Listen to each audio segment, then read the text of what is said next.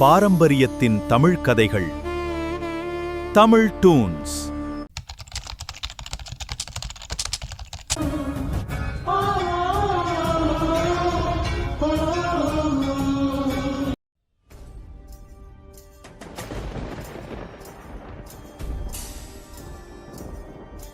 ஸ்ரேயா, காலையிலே போனவன் நீ இப்பந்தான் வர. இவ்வளவு நேரம் நீ அங்க என்ன செஞ்ச? என் முன்னாடி இங்க இருந்து சொல்றது ஈஸி. அங்க ஒரு பெரிய பிரச்சனையே நடந்து போச்சு. ஏன்டி, அப்படி என்ன பிரச்சனை நடந்துச்சு? உன்னால அந்த கோயிலுக்குள்ள போக முடியலையா என்ன? ஆமா, என்னால அந்த கோவிலுக்குள்ள போகவே முடியல. ஏன்னு தெரியல. உள்ள போனாலும் எனக்கு ஒரு மாதிரி ஷாக் அடிக்கிற மாதிரி இருக்கு. என்ன ஸ்ரேயா சொல்ற? இதுக்கு முன்னாடிலாம் நம்ம அந்த கோவிலுக்குள்ள போயிருக்கோமே, இப்ப ஏன் போக முடியல? என்னாச்சு? யமுனா, இப்பன்னு இல்ல, ஒரு 10 வருஷத்துக்கு முன்னாடில இருந்து அந்த கோவில் அடைச்சுதான் கிடக்கு. யாராலையும் கதவை திறக்க முடியல. என்ன பூட்டி வச்சிருக்கா? அந்த கோவிலை யாராலையும் பூட்ட முடியாதே. என்ன சொல்ற நீ? ஆமா யமுனா, அந்த கதவு பூட்டி தான் இருக்கு. சரி, இங்க உன்னோட பையனுக்கும் அந்த நாயினிக்கும் கல்யாணம் நடந்து முடிஞ்சிட்டா? நல்ல வேலை ஞாபகப்படுத்தின ஸ்ரேயா. இந்த கல்யாணத்துல ஒரு பெரிய பிரச்சனை நடந்துட்டு அந்த நாகினியை கொல்றதுக்கு எனக்கு ஒரு ஐடியா கிடைச்சிட்டு. என்ன யமுனா சொல்ற? பிரச்சனையா? என்ன பிரச்சனை நடந்துச்சு? அந்த நாயினியை எப்படி கொல்ல முடியும் சொல்லு. அந்த பிரியாக்கு அப்பாவோட தங்கச்சிங்கிற எவ்வளவு ஒருத்திங்க வந்து சண்டை போட்டு கிடந்தா, உன்னை நான் கொல்லாம விட மாட்டேன் அப்படின்ட்டு. இந்த சாக்கில நம்ம அந்த பிரியாவை கொண்டோம்னா பழி அவ மேலதான் போகும். அதனால நமக்கு எந்த ஒரு பிரச்சனையும் வராது. சரியா சொன்ன யமுனா. ஆனா நம்ம இப்படியே விட்டுற கூடாது. அந்த பிரியாவையும் கொல்லணும். அதுக்கு முன்னாடி உன்னோட மக ரோகிணியையும் கண்டுபிடிக்கணும். சரியா சொன்ன ஸ்ரேயா. அவளை கண்டுபிடிச்சு சீக்கிரம் அந்த குழந்தையும் கொல்லணும். இல்லன்னா அது பரிசா வளர்ந்த அது நம்மள பழி வாங்குறதுக்காக வரும். அதுக்கு முன்னாடி நம்ம அதை பழி வாங்கிடணும். ஆனா இப்படியே இருக்கிறது நல்லதில்லை யமுனா. நம்ம சீக்கிரம் நாகமணியை அடைஞ்சாகணும். அந்த கோவிலை திறக்கணும். அதுக்கு முன்னாடி அந்த கோவிலை திறக்கிறதுக்கான சாவி வேணுமே. எனக்கு தெரிஞ்சு அந்த அப்ரிக்ஷாவோட பொண்ணாலதான் அந்த கோவிலை திறக்க முடியும்னு நினைக்கிறேன். இப்பத்துல இருந்து நம்ம அந்த அப்ரிக்ஷாவோட குழந்தைய தேடியே ஆகணும். ரோஹிணி கிட்ட தான் அந்த குழந்தை இருக்கும். ராஜ், நம்ம ஆசைப்பட்ட மாதிரி நம்ம கல்யாணம் பண்ணிக்கிட்டோம். ஆனா முன் ஜென்மத்துல உன்னையா கொன்னவங்களை நம்ம பழி வாங்கணுமே. அவங்க எங்க இருக்காங்க? எனக்கும் எந்த ஒரு ஞாபகமும் இல்ல அவந்திகா. நம்ம சீக்கிரம் என்ன போன ஜென்மத்துல கொன்னவங்களை திரும்ப நம்ம பழி வாங்கியே ஆகணும்.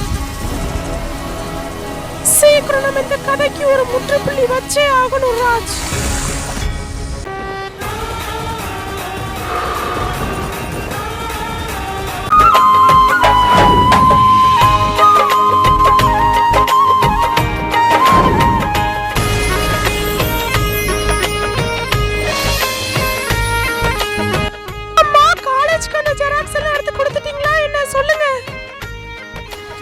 எடுத்துவோம், பேக்ல தான் வச்சிருக்கேன். இதோ வாரேன் இரு. நான் காலையில எந்திரிச்சோட பேக்ல வச்சுட்டேன் பூர்வி. நாளைக்கு தானே காலேஜ், இன்னைக்கே எல்லாத்தையும் எடுத்து வச்சிட்டு இருக்க. அதான் நிறைய டைம் இருக்கு. அம்மா, நாளைக்கு காலேஜ்னா நம்ம எல்லாத்தையும் நாளைக்கே எடுத்து வச்சிட்டு இருக்க முடியாது. நம்ம அந்தந்த வேலையில பிஸியா இருப்போம். சரி, அதான் சொல்ற. வர வர என்னோட மக பேச நல்லா கத்துக்கிட்டா. சரி, குளிச்சுட்டு போய் சாப்பிடு போ. அம்மா, இந்த தடவை என்னோட 18வது வயசு பிறந்த நாள காலேஜ்ல என்னோட ஃப்ரெண்ட்ஸ் கூட கொண்டாடலாம்னு இருக்கேன். பூர்வி, நான் அன்னைக்கு சொன்னேதான் இன்னைக்கு சொல்றேன். உன்னோட பிறந்த நாள் அன்னைக்கு நீ வீட்டை விட்டு வெளியவே போக கூடாது. ஏம்மா நீங்க இப்படி பண்றீங்க? நான் பிறந்த நாளைக்கு வெளிய தான் செலிப்ரேட் பண்ணுவேன். நான் மாடிக்கு போறேன், போங்க.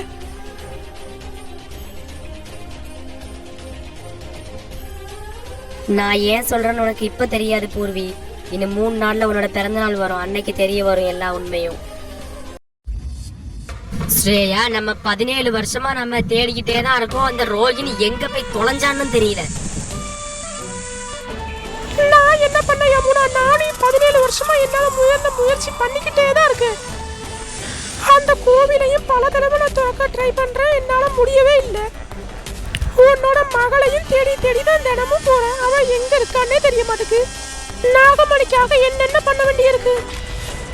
அந்த கோவிலை மட்டும் நம்ம எப்படியாவது துறந்துட்டோம்னா நாகமணி நமக்கு கிடைச்சிடும். நம்ம ஆசைப்பட்டது நிறைவேறிடும். எனக்கு ஏதோ தப்பா தெரியுது ஸ்ரேயா. பிரியாவும் கல்யாணம் முடிஞ்சு வந்து 17 வருஷம் ஆகுது. அவ நினைச்சா உன்னைய நாகினின்னு சொல்லி ராஜ்கிட்ட போட்டு கொடுக்கறதுக்கு நிறைய சான்ஸ் இருக்கு. ஆனா அவ அதை செய்யல. ஆமா யமுனா, அவ எனக்கு தெரிஞ்சு அவ ஏதோ பெரிய திட்டம் தீட்டிட்டு இருக்கா இந்த வீட்டுக்குள்ள இருந்து. நம்ம ஜாக்கிரதையா இருக்கணும் யமுனா. அது மட்டும் இல்லாம யமுனா நேத்து அந்த கோவிலை திறக்கும் போகும்போது நான் ஒண்ணு படிச்சேன் அந்த செவத்துல. என்னது ஸ்ரேயா எழுதிருந்துச்சு? அந்த கதவை திறக்கிறதுக்கு ஏதாவது அதுல கீ இருந்துச்சா? சொல்லு. இல்ல யமுனா, அதுல என்ன எழுதிருந்துச்சுன்னா, நீ இத படிக்கிறன்னா உனக்கு 18 வயசு ஆயிருக்கணும் அப்படின்னு அதுல எழுதிருந்துச்சு.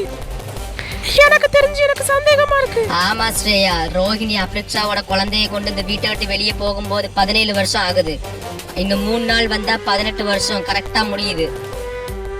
ஒருவேளை அது சந்தேகமே இல்ல, அப்ரிக்ஷாவோட குழந்தையால மட்டும்தான் அந்த கதவை திறக்க முடியும். நம்ம சீக்கிரம் அவ எங்க இருக்கான்னு தேடணும் யமுனா. நாகமணி நமக்கு சீக்கிரம் கிடைச்சாகணும். அப்ரிக்ஷா நாகினின்னா அவளோட குழந்தை எப்படியும் இந்த 18வது வயசுல நாகினியா மாறும்.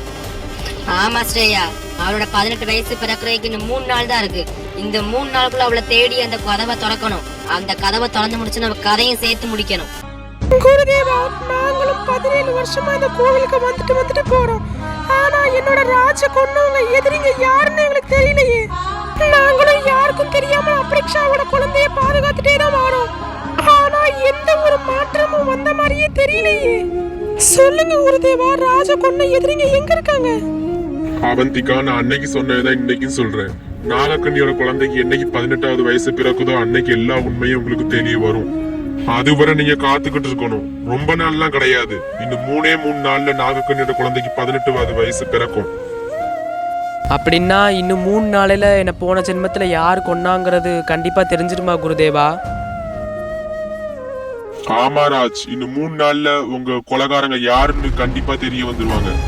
நாகக்கண்ணியோட குழந்தைக்கு பிறந்த நாள் அன்னைக்கு நீங்க என்ன பண்ணணும்னா, நாகக்கண்ணியோட குழந்தைய கூட்டிட்டு போய் அந்த 5 வருஷம் பழமையான சிவன் கோயில் கதவை திறக்க வைக்கணும். அந்த கோவிலுக்குள்ளதான் அவங்க கொலைகாரங்க போட்டோஸ் இருக்கு. என்ன குருதேவா சொல்றீங்க? அந்த கோவிலுக்குள்ளதான் இப்போ இந்த கொலைகாரங்க போட்டோஸ் இருக்கா? ஆமா, ராஜ கொன்னவங்க 3 பேர். அவங்க 3 பேர் போட்டோஸுமே அந்த கோவிலுக்குள்ளதான் இருக்கு. அது மட்டும் இல்லாம அந்த கோவிலுக்குள்ள இன்னொரு விஷயமும் இருக்கு. பல வருஷமா ஒரு நாகினி அந்த கோவில்ல சிலையா மாறிஇருக்கா. அந்த நாகினி கையில தான் நாகமணியும் சிலையாக இருக்கு. அதை கைப்பற்றதான் அந்த கோவிலுக்குள்ள எல்லா எதிரிகளும் போகணும்னு நினைக்காங்க. ஆனா அந்த கதவை திறக்க முடியாது ஒரே ஒரு ஆளு. நாகக்கண்ணியோட குழந்தையால மட்டும்தான் அந்த கதவை திறக்க முடியும்.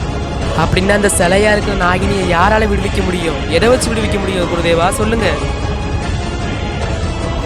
இதுலதான் ஒரு சிக்கல் இருக்கு. என்னன்னா, அந்த சிலையா இருக்கிற நாகினியை ஒரு நாகமணியால மட்டும்தான் விடுவிக்க முடியும். ஆனா அந்த நாகமணி அவ கையில தான் சிலையா மாறி இருக்கு. அப்ப எப்படி அவளை விடுவிக்க முடியும்? அவளை விடுவிக்கிறதுக்கு ஒரே ஒரு வழி மட்டும்தான் இருக்கு. அவளை விடுவிக்கிறது உங்க 2 பேர் கையில தான் இருக்கு. என்ன குருதேவா சொல்றீங்க? அந்த நாகினியை விடுவிக்கிறது நாங்களா? எங்கள்கிட்ட அப்படி என்ன இருக்கு? நாங்க எப்படி விடுவிக்க முடியும்? எப்படி நாகினிகள்லயே வேற வேற வம்சத்தை சேர்ந்தவங்க இருக்கீங்களோ அதே மாதிரியே ஒவ்வொரு வம்சத்துக்கும் ஒவ்வொரு நாகமணி இருக்கும். அவந்திகா, உங்க வம்சத்துக்கு இருக்கிற நாகமணியும் உங்கள்கிட்ட தான் இருக்கு. அதாவது உங்க நாகமோகினி நாகலோகத்தோட நாகமணி. அதுக்கு உங்க 3 எதிரிகளையும் நீங்க கொல்லணும். என்ன குருதேவா சொல்றீங்க? எங்க 3 எதிரிகளையும் கொன்னாதான் அப்ப அந்த நாகமணி கிடைக்குமா? அதாவது அன்னைக்கு ராஜா கொண்டு அந்த 3 எதிரிகளோட நாகமணியை கொண்டு போயிட்டாங்க. அவங்க 3 பேருக்குள்ளேயே அந்த நாகமணி சக்தி இருக்கு. அதாவது அந்த 3 பேரையும் கொண்டு அவங்க 3 பேருக்குள்ள இருக்க சக்தி ஒண்ணு சேர்த்து அந்த நாகமணியை